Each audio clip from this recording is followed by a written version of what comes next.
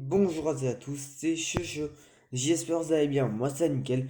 Aujourd'hui pour une toute nouvelle vidéo. Et ce week-end c'est le Grand Prix de Malaisie sur le circuit de Sepang. Si c'est dit vous plaît, n'hésitez pas à lâcher votre plus gros pouce bleu, ça ferait extrêmement plaisir.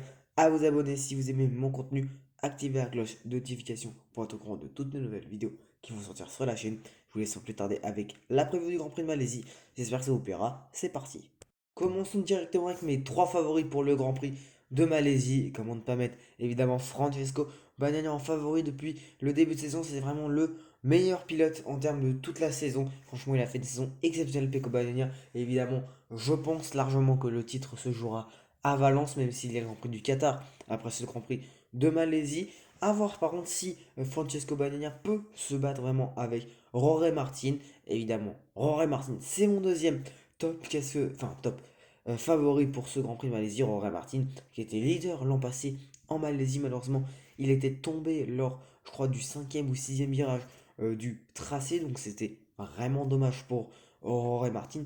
Maintenant, en plus, il est excellent cette saison, cette fin de saison est totalement folle pour Rory Martin. À part sa chute en Indonésie et son mauvais choix de pneus en Australie, franchement, le Martinator peut s'imposer à Sepang. Et je vais aussi mettre Brad Binder. Voilà, j'ai mis le top 3 du Grand Prix de Thaïlande.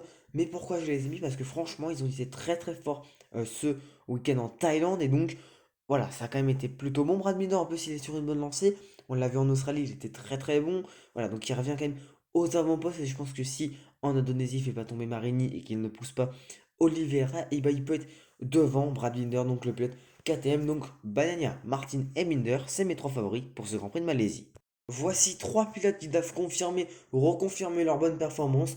Je vais commencer par le pilote Grésini, Alex Marquez. Pourquoi je mets Alex Marquez ici? Bah franchement, il a fait de très bonnes choses en Thaïlande. Malheureusement, il est parti à la faute. Mais franchement, Alex Marquez, depuis le début de saison, il nous montre de très très très belles choses avec cette Ducati.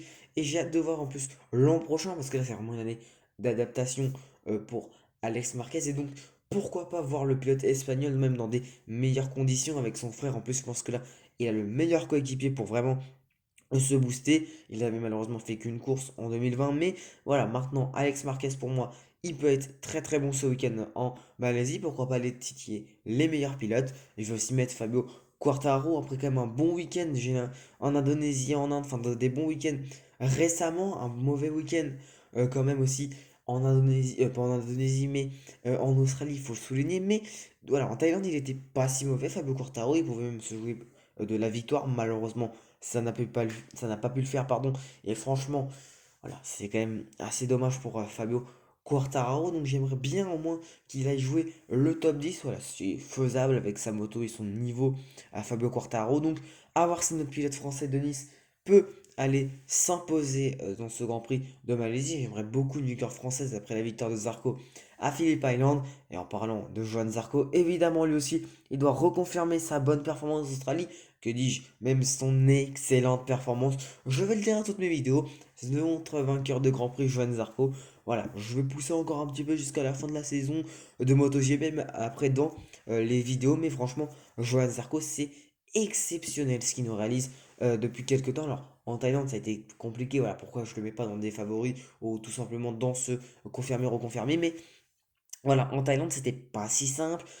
Et puis, voilà, on voyait qu'il pouvait y aller. Il était quand même très incisif. Johan Zarco, c'est quand même, voilà, c'est quand même bien pour lui d'être très incisif pour pas une des premières fois de la saison. Mais bon, on l'a vu en Australie, il est très incisif. Depuis l'Australie, il est incisif sur ses débuts de course. Il est incisif à n'importe quel moment. En sprint, il était pas mauvais en Thaïlande. Donc, à voir ce qu'il va pouvoir faire, Johan Zarco, parce que franchement, c'est un excellent pilote. Et j'espère, pourquoi pas, avant la fin de la saison, retrouver une victoire du pilote canet ou même pourquoi pas de Fabio Quartararo. Je sais pas si vous savez, bon je pense quand même que vous savez si vous suivez un peu le MotoGP, mais le champion du monde du World Superbike, Alvaro Bautista, fait donc une wildcard, une pige ce week-end en Malaisie et franchement j'ai très très très hâte de voir ce qu'il a. Moi je mets beaucoup d'espoir en vrai peut-être pour Alvaro Bautista qui a toujours été un excellent pilote, on a pu le voir dans les années 2010 quand il était avec Suzuki, même avec Gresini Honda. Voilà, c'était un remplacement plus de Marco Simoncelli qui malheureusement s'est tué d'ailleurs à Sepang Donc ça va faire à peu près 12 ans qu'il n'est plus là. Marco Simoncelli qu'on appelait SIC comme les initiales du Sepang International Circuit. Et donc Alvaro Bautista, franchement, moi j'aime beaucoup ce pilote. Alors en Superbike, j'ai plus un penchant pour Rea et même pour Razgatlioglu, mais Bautista, franchement, on avait pu le voir une fois en Australie, puisqu'il a remplacé, je crois, Iannone, qui était blessé en Australie avec la Ducati. Et il était quand même pas mauvais. Donc je pense que si on lui avait donné une bonne moto à l'époque quand il était en MotoGP, bah, il aurait pu être meilleur. Mais voilà, il était chez Aspar avec les Ducati. Voilà, même à l'époque, Ducati, c'était pas aussi bon que maintenant, même si Ducati à l'époque, il jouait quand même le titre face à Honda, alors qu'il y avait quand même Yamaha à côté. Mais voilà, Bautista, beaucoup d'espoir pour cette wildcard et j'espère que le pilote Ducati Arobat.is, je crois que c'est ça le nom de son team en Superbike, pourra au moins jouer le top 5. Alors ça va être très compliqué en vue des cadres qu'on a en MotoGP, mais à suivre Bautista à Sepang. Voici les infos de ce circuit de Sepang, un circuit qui fait 5,54 km de long, 10 virages à droite pour seulement 5 virages à gauche, donc un total de 15 virages. La première apparition du tracé de Sepang en MotoGP, c'était encore à l'époque des 500, c'était en 1999, avec un top 3 qui était composé de Kenny Roberts Jr., de Carlos Checa et de Crivier.